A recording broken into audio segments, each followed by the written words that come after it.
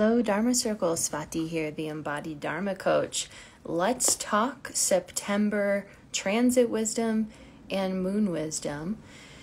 This is an eclipse cycle we are embarking on this month. This is the final eclipse season of the year, which is exciting and also a reminder that when we move into an eclipse cycle, the shadow work starts weeks in advance. So even though this is a 2-week eclipse cycle in between the lunar eclipse and the solar eclipse, that work is already starting right now. Even with the new moon, you're probably noticing a more intensified shadow work emerging for you and your path. So let's dive in and talk about what you can expect this month and how to prepare for the rough waters ahead. All right, so the month of September starts with a new moon in Leo and Purva Palguni Nakshatra. This nakshatra is notorious for the desires of life. So Bagha is the ruling deity of this constellation and this portion of the sky. And he loves joy, pleasure, the abundance, the nourishment of life, the good things in life. And he supports sexuality, sensuality, and really enjoying all the good things that life has to offer.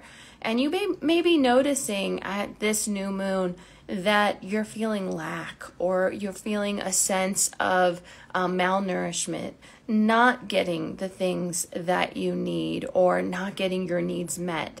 So this is your reminder to take stock and to really make the adjustments and the changes that are necessary so that you can be more nourished and fulfilled moving forward. So what's missing? What needs to change? Where do you need to make adjustments? And a lot of the disappointment is likely happening with relationships, money, the things that Venus has to offer, because this constellation is in fact ruled by Venus. And we have a debilitated Venus conjunct Ketu right now in Virgo. So this very sensitive transit of Venus continues. And through most of September, you'll notice that the sensitivity of all things Venus, which is life force energy, as well as your vitality, women, beauty, creativity, wealth, the things of life that really provide joy and abundance, pleasure. It's a very Shakti planet. Venus, I consider the planet of Shakti.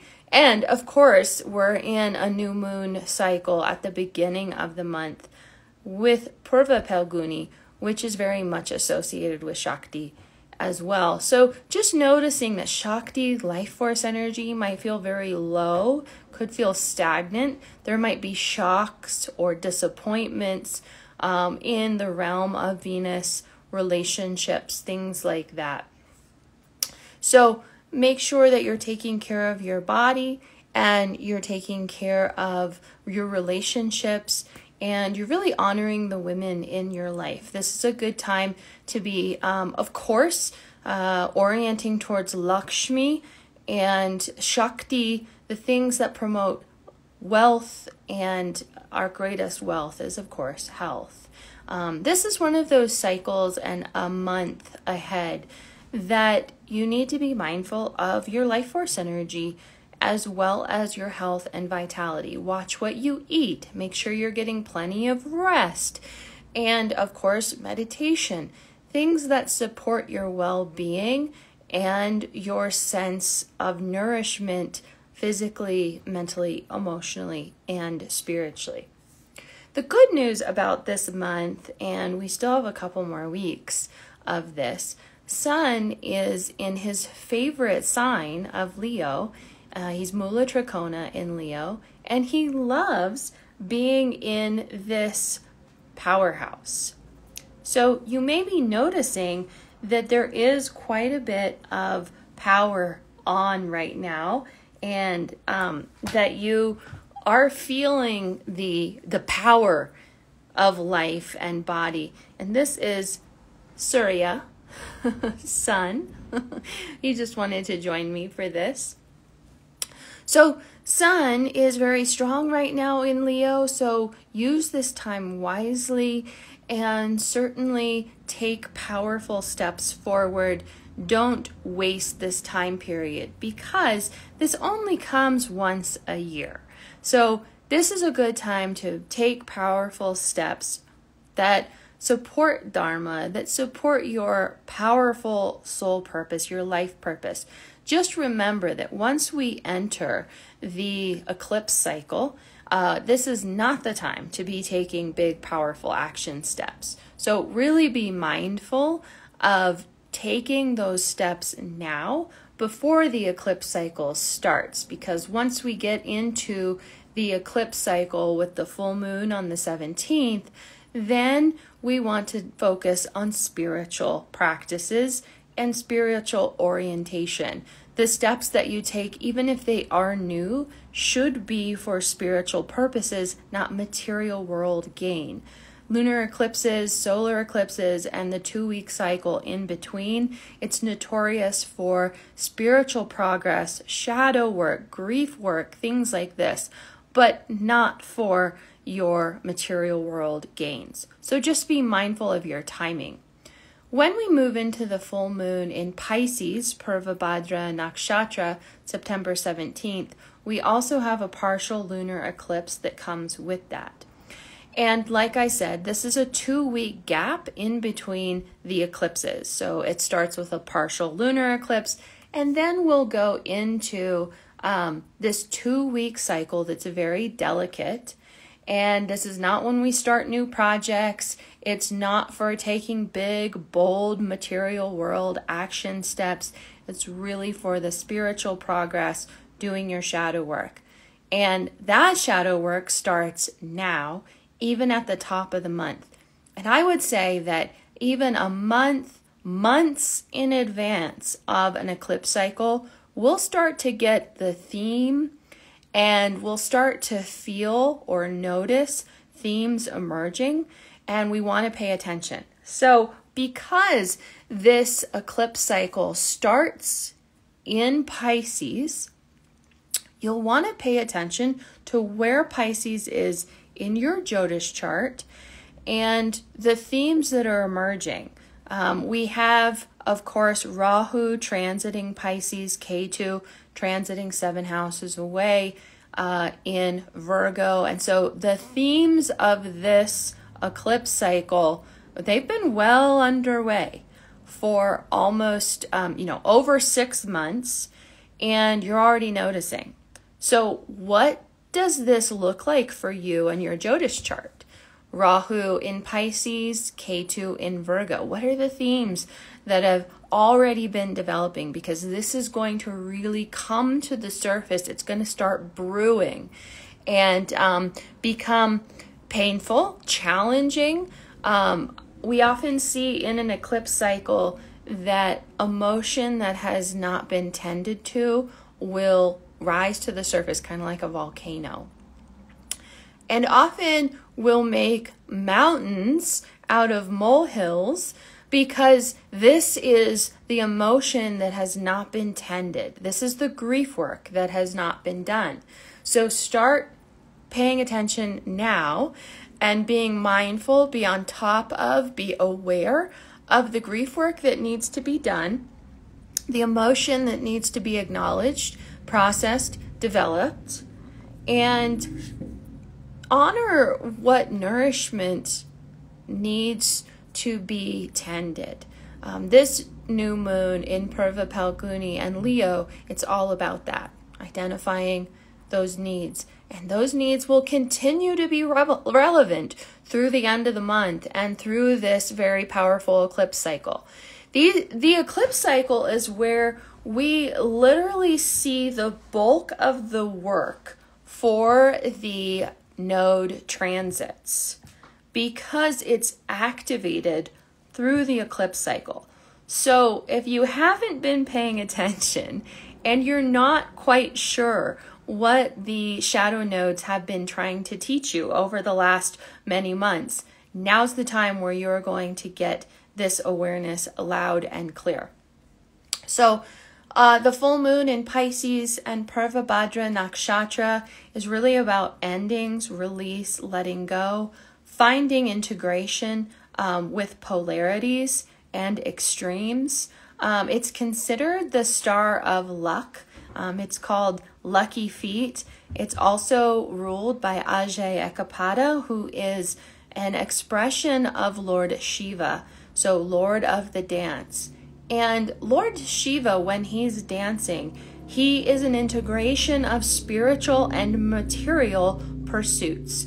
So he has one foot grounded on the earth, and he has one foot lifted, ready to move or poised for movement. And this is an expression or a metaphor of both the holding of spiritual and material and the integration that's needed between spiritual and material worlds. So be mindful of that as we move into the full moon on the 17th, but also into the eclipse cycle, because Shiva's work will be very prevalent and alive and awake in this process.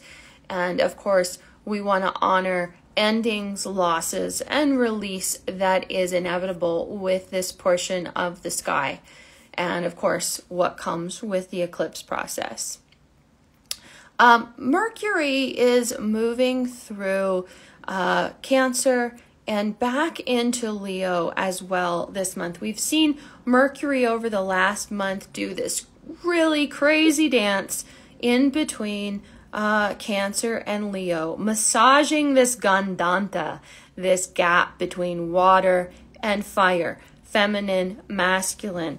And he went retrograde, then he went direct, and so he's just moving back and forth in between this water and fire integration point, which the Gandantas, there's only 3 of them in the zodiac, but these are highly sensitive points in the body.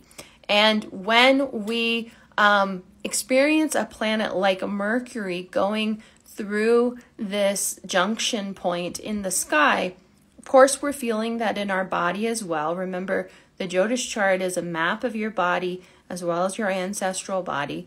And so Mercury is the expression of mind and the nervous system, the mental body, and the state of the mental body.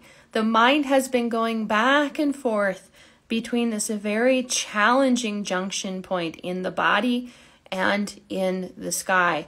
And there's an expression here of heart, Cancer, and Leo, upper gut, solar plexus, power center. So there's really been this movement of mind and challenges with the mind through heart and power.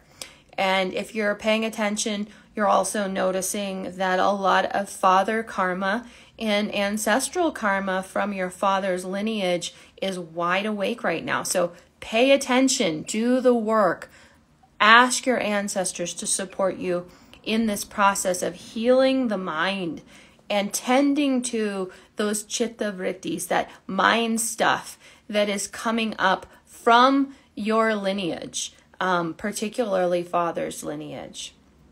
So we'll see Sun go into Virgo mid-month, right before the full moon. Sun will move into Virgo, conjunct Ketu, and here we go again with sensitivity, but instead of sensitivity with Venus, it will be high sensitivity with the Sun, which is your physical and spiritual bodies. And remember that when any planet collides with Ketu, we have extreme sensitivity, potential for accidents, eruptions, challenges that come with this chaotic and unpredictable south node, which is in fact your trauma node. So we have the Sun, father, and the masculine, who will be conjunct and conjoining this very sensitive trigger point. It will be very delicate, especially during the eclipse cycle to be going through this. Be very careful with body. Men particularly will be feeling the challenges, and it is a really important time to be doing your trauma work and, of course, tending to the masculine and the wounds of the masculine. We'll see Venus finally move out of this debilitation as well. There'll be a couple days where Sun moves into Virgo conjunct Ketu. Venus is still debilitated in Virgo conjunct Ketu. It's all around the full moon and the eclipse, the lunar eclipse. Really delicate few days. The 15th through the 18th, be really careful, mindful, go slow, don't take risks. And of course, Venus moving into Libra on the 18th will really support a lot more ease, balance, and evenness for Venus. So personally, I can't wait for Venus to feel a little more balanced and settled. Mercury will go exalted in Virgo on the 23rd. Love this. I love seeing Mercury exalted. Mind gets very strong, crisp, and clear. However, remember that Ketu is also going through Virgo, and that makes the mind, Mercury, go through this very challenging junction point of conjunct trauma and sensitivity. High sensitivity for the mind in this exalted Mercury cycle ahead. So sadly, we won't get the full benefit of an exalted Mercury, and there's sudden revelations and changes with the mind. So pay attention to that. We'll see the eclipse cycle close on October 2nd, and that will come with a new moon. And right as Mahanavratri begins, this is the most powerful time of year, and the divine feminine is already starting to awaken. But during that very sacred 9 days of Mother Divine, starting on October 3rd, we see her wide awake, offering her abundance of knowledge, wisdom, and blessings. And of course, before Mahanavratri begins on October 3rd, we're in Pitra Paksh for 3 weeks. So really be mindful of honoring your ancestors. Be diligent with feeding your ancestors at the altar and asking them for their support and guidance all along the way. If you would like to study your sensitivity points, your trauma, your lineage karma, if you want to understand what is going on in your body and soul, the map of your karma, the map of your ancestral body, which is your Jyotish chart, come study with me. My embodied Dharma level 1 Jyotish training is starting on October 3rd with Navratri, and this is a 9-month powerful group of individuals who are committed to learning and growing and developing spiritually. And what better way to do that than with body and Vedic astrology? Please join us. This is a powerful container where you will learn embodied Jyotish. So the embodied Vedic astrology approach that I teach. This is a very medical astrology in many ways, and we focus on your sensitivity points, your trauma, and your ancestral work in this process. And it is truly powerful, nourishing work.